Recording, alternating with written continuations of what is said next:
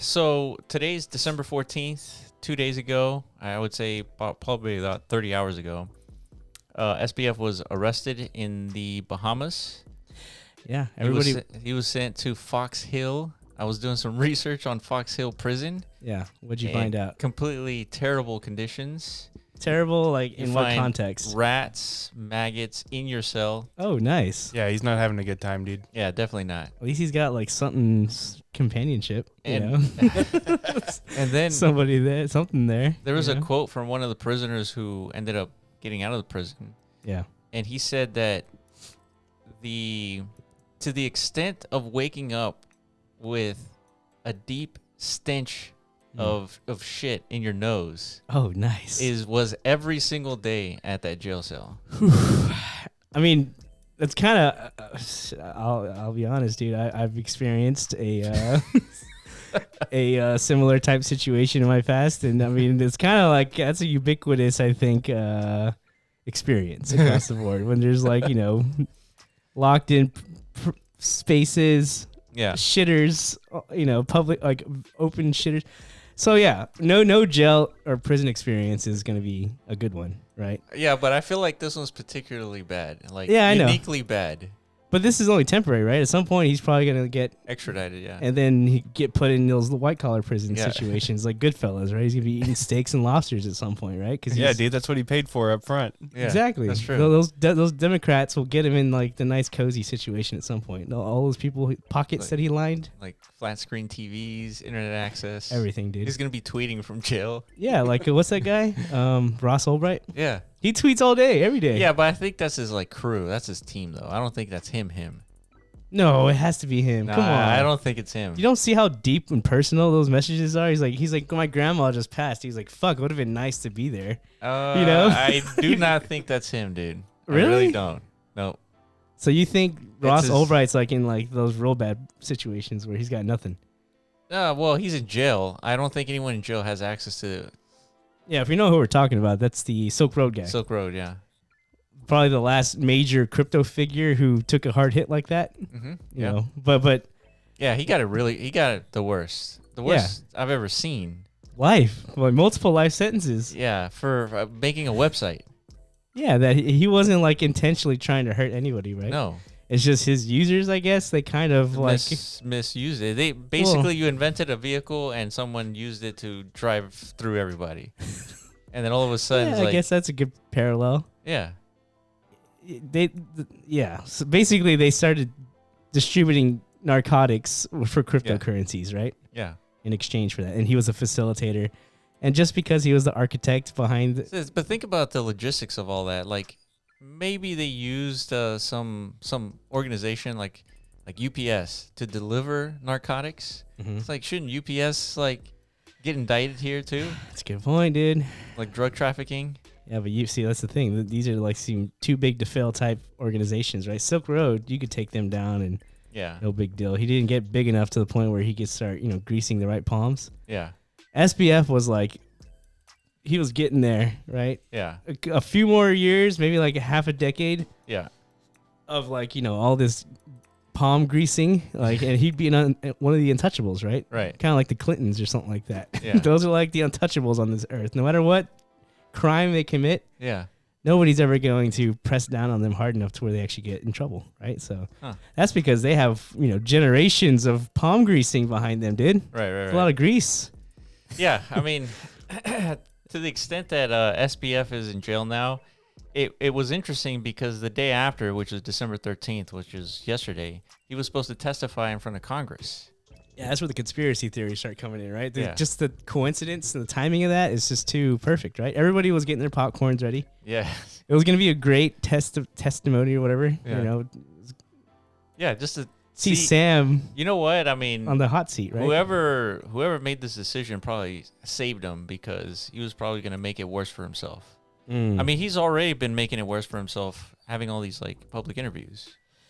Yeah, I mean, which really resulted in nothing positive for him, I don't think. No, definitely not. Just more negative pile-on sentiment against him. Which is clearly everybody knew he was full of shit. Yeah. Except for Kevin O'Leary, I guess. Yeah. He's the only one. Oh, and Bill Ackman. Yeah. Those two fucks. So. And Kevin O'Leary's still out there. I linked you a video. You want to watch it real quick? It's in our Discord. Because so Kevin O'Leary's out there. He's out there in front of Senate just giving his take on things, and he's still trying to point fingers elsewhere besides anything but Sam, right? Like, it wasn't him. Yeah. It was the environment around him. Everyone else is what caused this downfall, right? It wasn't Sam. He was just a brilliant kid who just got overwhelmed all this shit. Yeah, so for those of you who are listening and not watching, we're looking at Twitter, and it says, just in, Kevin O'Leary testifies at Senate hearing and says Binance intentionally put FTX out of business. Yeah, so the Binance is this is another tangent, I guess, or vertical to what all the craziness that's been happening. Yeah, so we're going to talk about that in a second, but the context here is that he's referring to a tweet that CZ made that he's going to sell and dump all his FTT tokens. Yeah, the catalyst, right? The catalyst, the bank run. Well, yes, that was a result of that tweet. So it's debatable, man. I was talking to TJ about this like off camera earlier. It's just I don't know. I don't know if that's like there's like a precedent of some sort of like business practice like this before.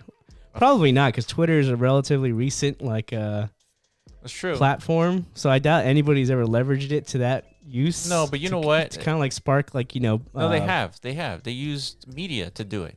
Of They course, would leak something, and then all of a sudden, about a company or something. all of CNN's like, looks like Elon is dumping Facebook stock, and all of a sudden everybody's dumping Facebook stock. Yeah, it feels to me like market manipulation. Like, that feels illegal. It does feel illegal. I think that is an illegal thing. Yeah, I was on the other end of this. I was saying, what did he do other than make it known that he was selling his position? Exactly. Right. But that's the thing. He's a 5D chess player, dude. Like, I'm not saying his end goal wasn't this. I'm just saying legally what was the crime here. I agree with that. But that would be hard to crack down on and like find that smoking gun, right? You would have to go open an investigation on CZ himself or Binance, right? Yeah. And look into their internal communications, and then you'd have to define like a plan. Like, this is premeditated. That's true. You know what? Just recently, today, I saw that the SEC filed a lawsuit against like 6 or 8 YouTubers and social media influencers for stock manipulation. Yeah. So, and they had a clear history of like conspiring to pump and dump this stock. Yeah, so somebody set the red flag on those lads. Yeah, probably their own community who got dumped on, right? Exactly. So they probably got burnt. It's like, dude, fuck these guys, man. They've sold us hopes and dreams, and we all got wrecked. Yeah. And then they alerted the authorities, and then here they come investigating. Like, oh yeah, you guys got manipulated for sure. Yeah, this was some.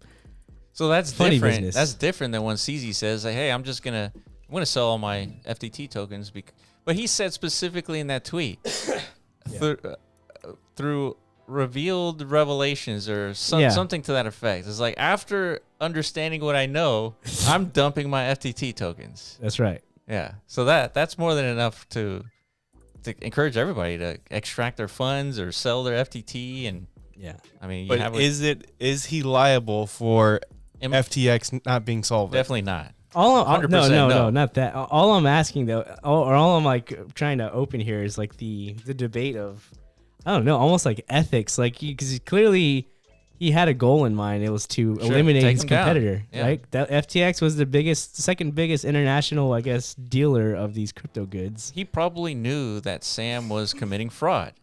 Why not take down your competitor after knowing that they're doing? I guess because you know what's at stake, right? You're talking about millions of people's livelihoods. Yeah, it's like the ethics of that is like, okay, we understand business, right? It's a cutthroat, ecosystem. So an ethical thing would have been for CZ to go to authorities, SEC, and say, hey, I have evidence to suggest that SEC, SBF, exactly, yeah. And like that way, authorities would probably come knocking on FTX's doors, without anybody knowing. Yeah. To not cause alarm and bank runs. Yeah.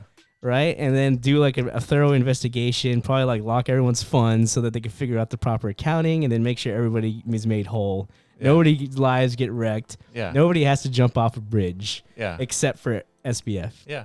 That's that would be the proper ethical way of taking care of this. That is not exciting at all. This timeline's way better. Yeah.